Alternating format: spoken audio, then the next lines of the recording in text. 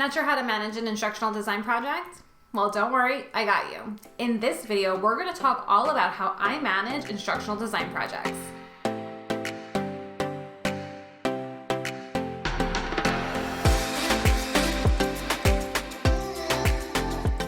Hi everyone, I'm Vanessa Elzate, the founder and CEO of Anchored Training. And on this channel, I help aspiring instructional designers and e-learning developers just like you get off of the sidelines and get into the L&D game. So like I mentioned, today we're going to talk about one of my favorite topics actually, and that's project management. And I know that a lot of people don't really love project management, or I know a lot of instructional designers that are good at instructional design and writing and development, but they're not really great project managers. It takes a skill set in order to, or a very specific skill set in order to project manage. And it's not for everyone. Not everyone loves to do it. A lot of times it is definitely chasing people, but personally, I love it. And it doesn't mean that I just woke up one day and I'm just like this amazing project manager for instructional design projects. It took me a long time to craft and hone that skill, and I learned from observing other project managers. So in one of my earlier videos, we talked about how to find an instructional design job. And one of the ways that I did it was through working with another training company or through an agency. Well, a lot of times on those projects, I'm not the project manager. I have a project manager that is working with me on the project. And a lot of project managers have been wonderful, some not so great. And so I've been able to really learn from the successes and areas of improvement of other project managers. And it's really helped me really nail the project management side. Now, it's not project management, it's not really just project management. There's also a side of it of client management. And so if you are interested in a video about that, give this video a thumbs up and I will be sure to add it to the docket of future videos. Now, let's talk about how I manage my projects. So first things first, I need to lay out all of the tasks to complete the project, even the most minute, small tasks. They might not all end up necessarily on the project plan that the client sees, but I want to be able to account for every step along the way. That includes things like getting topics lists approved, publishing, leaving time for someone else to QC my work. At some point, whether I'm writing an instructor's guide, I'm developing an e-learning module, whatever the case may be, I'm going to start seeing things cross-eyed.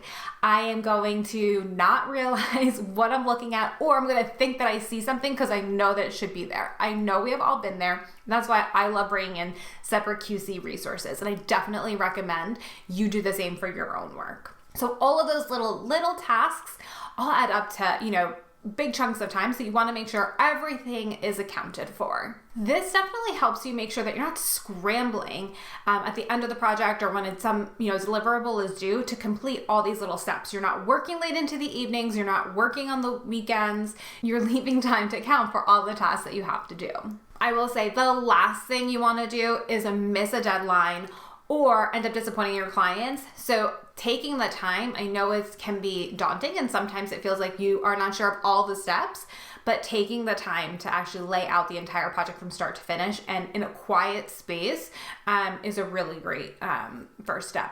Also, sometimes I do this with the help of my director of learning experience design at Anchored Training. So if there is someone else that is helping you on the project or another instructional designer that you're friends with, don't feel like you have to go at it alone. Freelancing, instructional design can sometimes feel like a very lonely industry when you work by yourself often or you're remote. Like right now, I'm home. So I know that instructional design can be lonely at times. So definitely make sure that you connect with a friend, a colleague, another project manager that you admire, just to make sure that you're going through all the steps, especially in the beginning of your journey. It's really important to get that extra set of eyes to make sure that you are hitting all the marks and making sure you got all of your tasks. So this step can be done in a tool such as like Smartsheets or Asana or Monday.com. I use Zoho Projects for my project management, but you don't necessarily have to go to a tool at this beginning stage.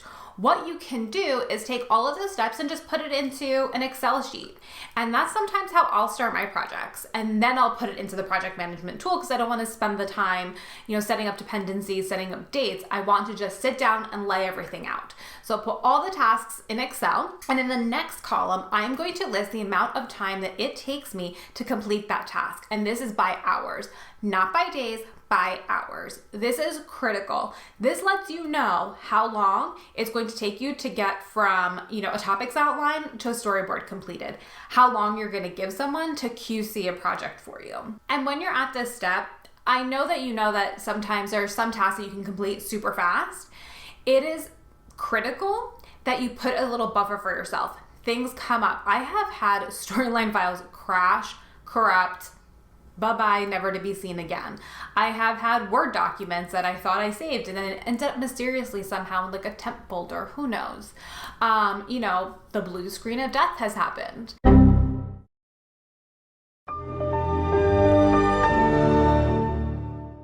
So definitely take the time to put in that little buffer for contingencies. So now that you have all the pieces of the project from your tasks to also your client's task, you're going to then indicate how many days you're going to give yourself and your client to complete those tasks. So yes, a project or a piece of that project could take 4 hours. You might have to give yourself 2 days to complete that task because of other projects, other workload. I'm never just working on one project at one time. I have other clients, other priorities, other things that I have to also mix into my day. I also need to make sure I get in time for business development, time for personal development and professional development. And all of that has to fit into my days. And that is important to me. That's what keeps this bus moving. Cannot just be head down in instructional design all day, every day. That's a recipe for burnout. And that's a recipe to just start hating your job. So even though a task may take a couple of hours, it's definitely critical that you're indicating how many days on your timeline you're going to allocate to that task. Maybe it is just one day. You're going to turn it around that same day. That's fine. But you have that entire day to figure out where that 2-hour task or that 4-hour task or that 8-hour task fits in. So once you have the amount of days that you are allocating to each task, this is where you're going to work backwards and you're going to indicate what the deadline is and then fill in the project plan from there. So here's my pro tip. And this is why I love project management tools. I can once I have my project plan and I sometimes roll up a few little tasks here and there into one milestone or one piece of the project, I will populate that into my project management tool. And the reason for that is because I can then indicate how many days and I can set up dependencies. So I can't get to a storyboard if I don't have a topics outline approved. And I can set up the dependency where I can't start the storyboard until the topics outline gets approved.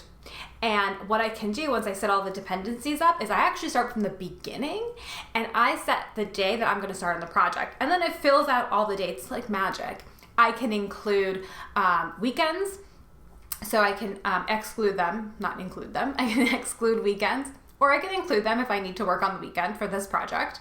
I can exclude holidays and all of those types of things. So that all gets done for me, because that is sometimes the hardest part when you're project managing is remembering, oh, there's a holiday in that day, or oh, that's a weekend, and accounting for business days and things like that. Project management tools do all of that for you. So besides being able to set up the dependencies and have everything, filter out to the deadline, I can then see if I'm past the deadline or I'm, way ahead, which is always very nice.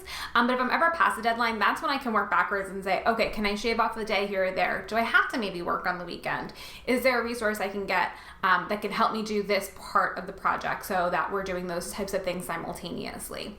That helps. That saves time. That is where you can then play around with the numbers. And there is some kind of, I don't want to say there's like a science behind it, but there's just sitting down and figuring out where you can shave off a day or two, or where you need to bring in some extra help in order to complete the project on time. If it's a project that is feels impossible to complete in the deadline, then it's probably a project you should not have taken in the first place. So know that. I also love the dependencies and the project management tools because I can then share that with the client so they can see it and they can have access to it and see where they're responsible and when they should be expecting things. It also helps me when I'm having a kickoff meeting and I can physically show them, if you are late, okay, so I'm giving you 3 days to turn in this review. If you are late on that, this is what it does to the timeline. And I physically will do it in front of them and they can see how all the dates shift. And I always remind them, it's not a 1-for-1 slip. So if they're delayed one day, it doesn't necessarily mean I'm going to be delayed one day as well. Because again, with all of these projects that I'm working on, I fill my plate depending on these project plans and these project plans that we agree to. So just because I create one doesn't mean that it's agreed to. I have to bring this to the client. Sometimes I have to add some days to it. Sometimes they say, no, we can turn it around faster. You can slash some days off of our review. Fine, but then you're responsible for completing that in a shorter amount of time. And also, when a client does slip, I do make sure that there is always a note section on every single task, so I can indicate things that, if I'm doing a software training and the system wasn't ready, I can indicate that. If I didn't get a topics list approved, I can indicate that. If I didn't get a login, I can indicate that. I love to keep notes in the notes of every single task. If I deliver something early, I also indicate that. Doesn't mean that they get less time and the days move up. They just get some extra time. And that happens from time to time. So just know, I know I've talked a lot about dependencies, just know that when you are setting up your project timeline, there may be times that you are shaving off a day here or there, and you may need to pull in a resource. Or if it's truly a rush job and you really are going to take the job, you should be charging a premium. And there have been many times that clients want me to complete something in 2 weeks that I typically say it's a 3 to 4 week process. And then I say, okay, I'm going to need to bring in more resources and I'm going to have to work the weekends. So that comes at a premium. If you want me to work during my free time, then you're going to have to pay for it. And that's just how it is. And clients understand that in order to be able to get the job done. I don't love to do that all the time because then it sets an expectation that it can be done. But I try to only do those for clients that are really great clients and understand that this is a one-time rush. It's truly an emergency.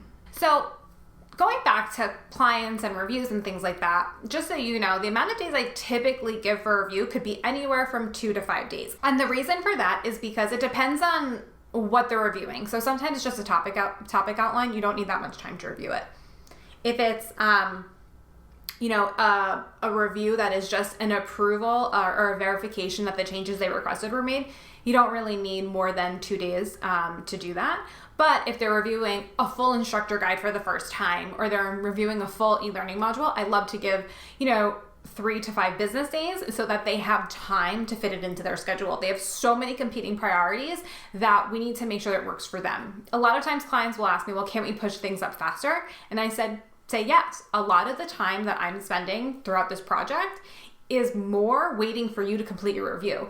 If you can, agree to doing things faster and turning things around faster, then we can absolutely shave some days off here and there. But there are some areas that we just can't go faster. The time is that time. And at that point, they'll either agree to it and then end up slipping, or they'll say, we honestly can't shave down on new time because we have so many priorities, we're just gonna have to keep it as is. So once you have your agreed upon timeline together, it is really important that you give your client a copy of it. Whether they have a copy of the Excel sheet, it is then transferred into a Google Calendar so they can see completion of projects, or you're using a project management tool and can give them a link in order to view it. It is so critical that you are open with your clients so that they can see progress on their project. I know that there is nothing more stressful than when you're working with a contractor or a freelancer or a vendor and you don't hear from them because they're working on whatever it is that they're working on for your project. And then sometimes you wonder, are they actually working on a project? I haven't heard from them. And then it's the day out that you're supposed to get the deliverable and you're like, I really hope I get something and I hope it's okay. So if they can see kind of that progress and how you're doing, that is really helpful. Even just including a column, if it's an Excel spreadsheet or something or a Google sheet, of the percent completed on that. They can check in and they can say, oh, she's 50% completed on this task. So I know that she's working on that. It's so critical to make sure you have that communication. So I typically start my day checking all of my projects. I like to check in the progress of anybody that's working on my projects, whether it's my clients or progress or any contractors that I'm bringing in to help with the project. Or it just helps me visualize, okay, I'm just refreshing my memory. I'm waiting on this client to do this, or I need to do this for this client and it's due by this day. So really great if you can start your day or end your day by checking in where you are on your projects. So like I mentioned, the most important thing from the project planner aspect is communication. Giving yourself time and a buffer is also critical. It's always great to under-promise and over-deliver than it is to overpromise and underdeliver. I love being able to hand something off to my client early. For example, just a couple of weeks ago, I handed in an e-learn a whole week early. We were really good. I was clear on communicating the entire time and the entire process. They were awesome on their reviews and they were thorough. And I made sure they understood, okay, at this stage, really focus on this information. And that's how we were able to take out some of these contingency steps that I kept at the end of my project plan, such as ordering additional narration. So communication, setting expectations from the beginning with your client, and keeping on top of your project plan and not letting that stuff slip is so critical to project planning. Are you interested in more PM tips? Well, I've got the place for you. Feel free to join the Freelance Learning and Development Network on Facebook, where we'll talk more about project management. Friends, thank you so much for watching, and I will see you in my next video. Bye.